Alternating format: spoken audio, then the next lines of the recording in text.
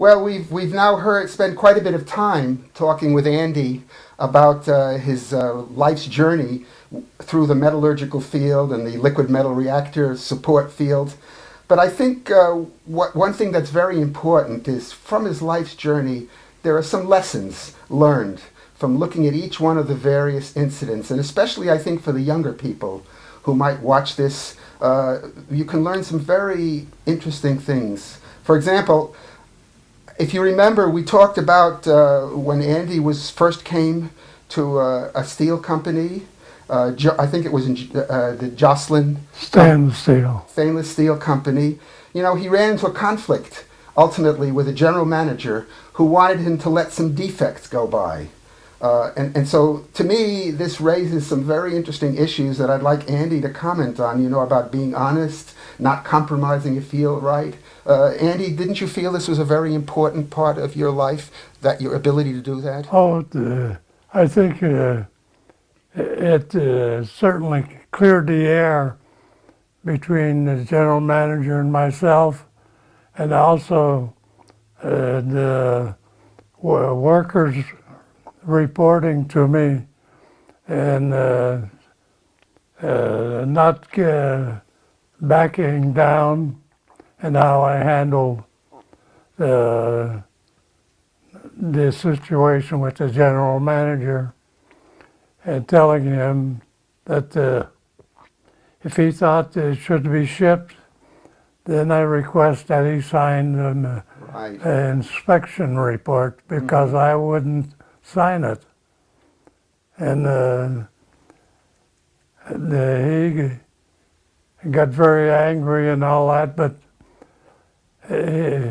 he was a type, if he had a disagreement with you, and would get it temperamental, and you finally broke up 2 hours later, or sometimes he would come back and in his nice way, not even talking about it,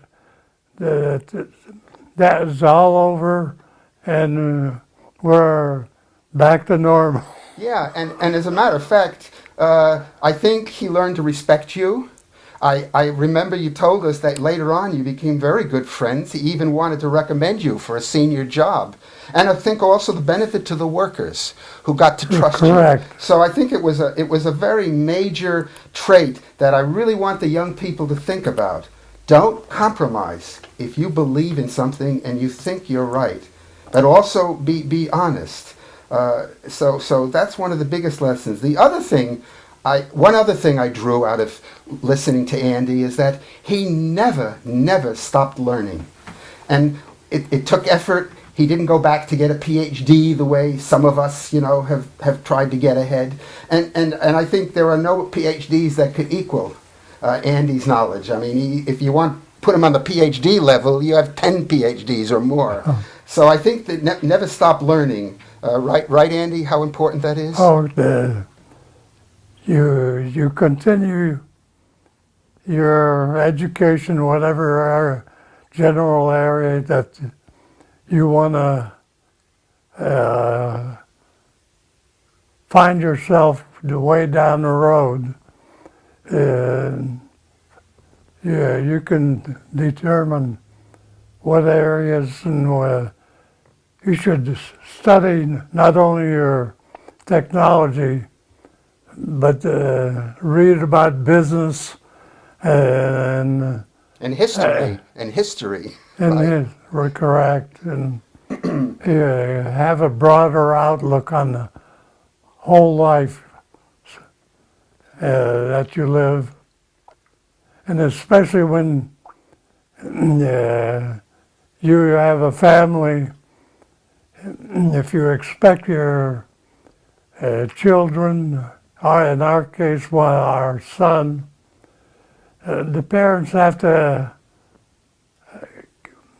bear up to being a good character, exposure to your child. I'm going to pick up. And you're doing a good job with your son, and I know you did a great job with your son. right, and also the grandchildren. Well, you know, that leads me into another question. I wanted to make another sequence, but I think I'll lead to it right now that you talked about your family. You know, during the war, as I understand it, you were in the Manhattan Project and you couldn't talk to your family about it. So I was curious. You know, you got married during the war, 1945. Five. Okay, so that means when you were engaged and wanted to marry, you couldn't tell your wife. Correct. Now, did you have some other problems with her family not knowing about it, or people questioning you why you weren't in uniform and all? The, the ones closest, I can truly say my wife, Elizabeth, I explained to her I'm working on a classified program, and I can't talk about it. And fortunately, she accepted that, and which made it much easier for us to communicate. And that was an area no longer up for discussion.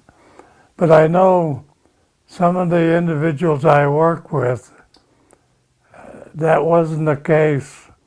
The wife insisted that why shouldn't she be told what you're working on? And of course, that was the biggest classified and technical project that you could ever dream of. And I think the project did extremely good setting up security of the individuals working on a project. And of course, with such a large project, you're going to find some of them that were not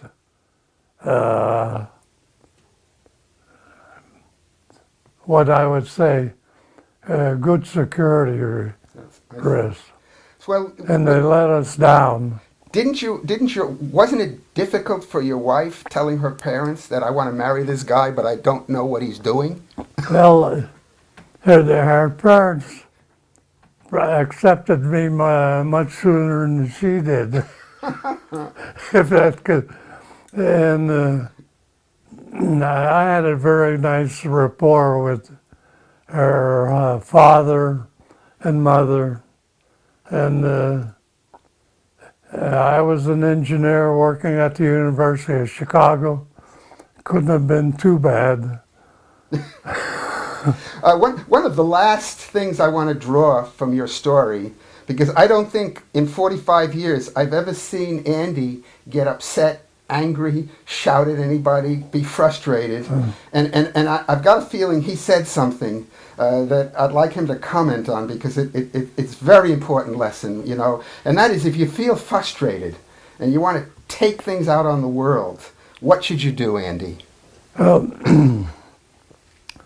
Back off and cool down if you're getting emotional, and think about it.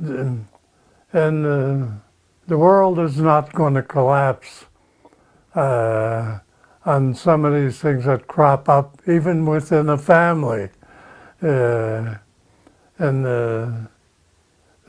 Just don't carry it too far beyond what it's worth, and keep simple. your character. It sounds simple, but I think that's wonderful advice that we all can take away with. And maybe it leads me into my final comment.